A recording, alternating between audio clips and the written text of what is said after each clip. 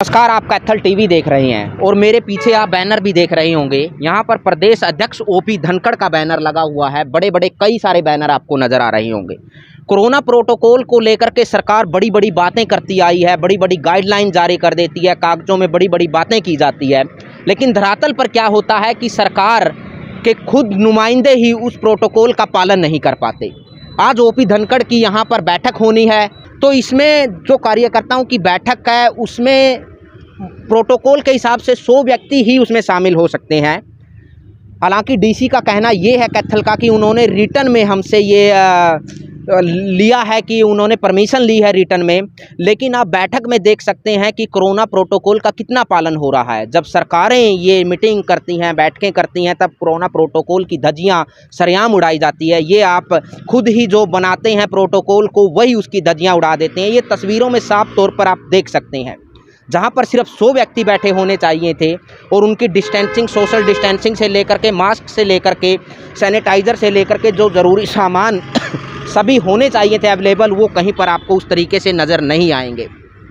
तो ये बैठक में तमाम जो पूरा प्रोपेगेंडा सरकार रचती है, एक तरफ ये पूरा का पूरा ऐसा लगता है कई बार कि ये जनता के लिए हिदायतें हैं सिर्फ, लेकिन आम मेहनतकश जनता जिस खून पसीने से दिन रात मेहनत करती है, कमाती है, उसके लिए ये नियम थोप दिए जाते हैं। लेकिन जो सरकार है, जो सत्ता में बैठी है, उनके जब नेता मंत्री कहीं पर भी मीटिंग करते हैं, बैठक करते हैं, रैलियां करते हैं, उनके लिए ये सारी चीज़ें सिर्फ एक कागज़ के टुकड़े पर लिखी पर रह जाती हैं।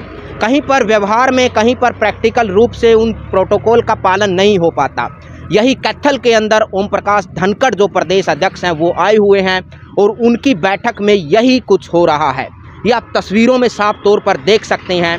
अभी हम RKST कॉलेज के बिल्कुल सामने हैं और RKST कॉलेज में ही उनकी बैठक हुई है। तो ये सारी तस्वीरों में साफ तौर पर देखा जा सकता है कि जो सरकार गाइडलाइन बनाती है, जो कोरोना प्रोटोकॉल के नाम पर एक गाइडलाइन जारी करती है बड़े बड़े अक्षरों में, उसको कागज़ पर छाप के नियम बना देती है उसका, लेकिन उसके जब खुद मंत्री उस प्रोटोकॉल का पालन करने की बात आती है तो वो नहीं करते। सिर्फ एक परमिशन का टुकड़ा भर ले लेने से प्रोटोकॉल का पालन नहीं होता। ये भी हम साफ तौर पर बताना चाहते हैं। प्रोटोकॉल का पालन व्यवहार में दिखाई देता है और व्यवहार में आप तस्वीरों के माध्यम से देख सकते हैं कि ये कितना प्रोटोकॉल का पालन हो रहा है। तो ये तस्वीरों में साफ तौर पर देखा जा सकता है। तो वक्ताओं ने जिस लाइन पर बात की है उसमें एक बात है कि आजादी का अमृत महोत्सव है, 75वां साल है और 75वें साल में हमें उन सब वीरों को याद करना चाहिए जिन्होंने आजादी के लिए बलिदान दिया। 90 साल की लड़ाई में 1857 से लेकर 1947 तक।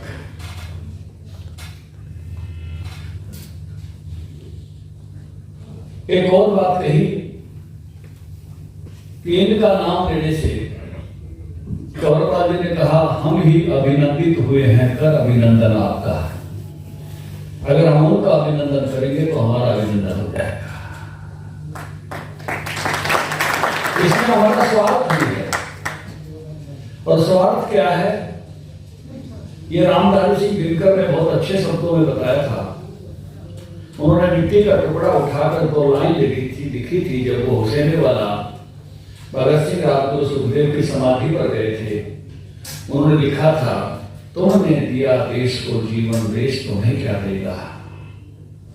तुमने दिया देश को जीवन, देश तुम्हें क्या देगा।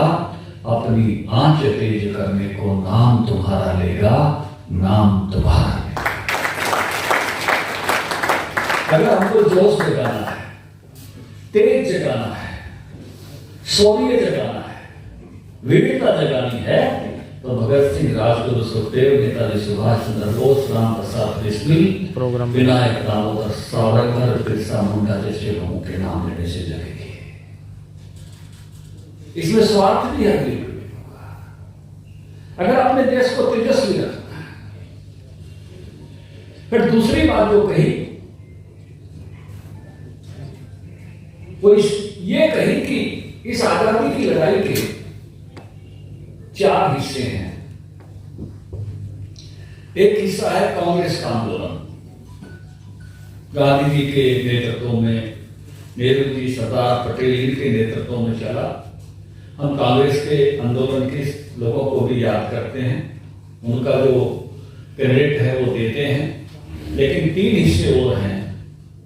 आजादी का प्रथम स्वतंत्रता संग्राम 1857 में जो लड़ा गया, पूरे देश में, हरियाणा में बहुत जबरदस्त तरीके से लड़ा गया। बल्लभगढ़ के राजा नाहर सिंह, उनके 2 सेना नायक भूरा वाल्मीकि और गुलाब सिंह सैनी एक साथ तीनों को चांदनी चौक में पिछली 9 जनवरी की जो तारीख है, इस पर उनकी शहादत हुई थी। 32 साल उम्र थी नाहर सिंह की। फतेहनगर के नवाब, झज्जर के नवाब, रोहनाक गांव एक अकेला नहीं कहते, 115 गांव को तबाह कर दिया था ब्रिटिशर्स ने उससे।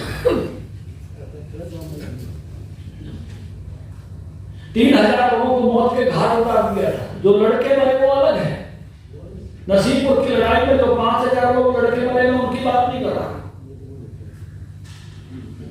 और बाद में मुकदमे चला कर जिनको फांसी दी गई या गोली से उड़ाया गया, ऐसे 850 लोगों का नाम एक शहीद कोष बना है, जिसमें 13,500 लोगों का नाम है डिक्शनरी ऑफ मार्टियर्स। उसमें 13,500 लोगों के नाम हैं, जिसमें 850 नाम हरियाणा के हैं। और आपके तहरीला लालू वालिया, ये फतेहपुर गांव के हैं। इन्होंने 2 अंग्रेजों को मारा और इनके गांव पर हमला बोला अंग्रेजों ने। और जब इन्होंने आके अपनी गिरफ्तारी दी तो इनको गोलियों से भूनकर मृत्युदंड दिया गया। भारत माता की जय बोलते हुए बलिदान दिया।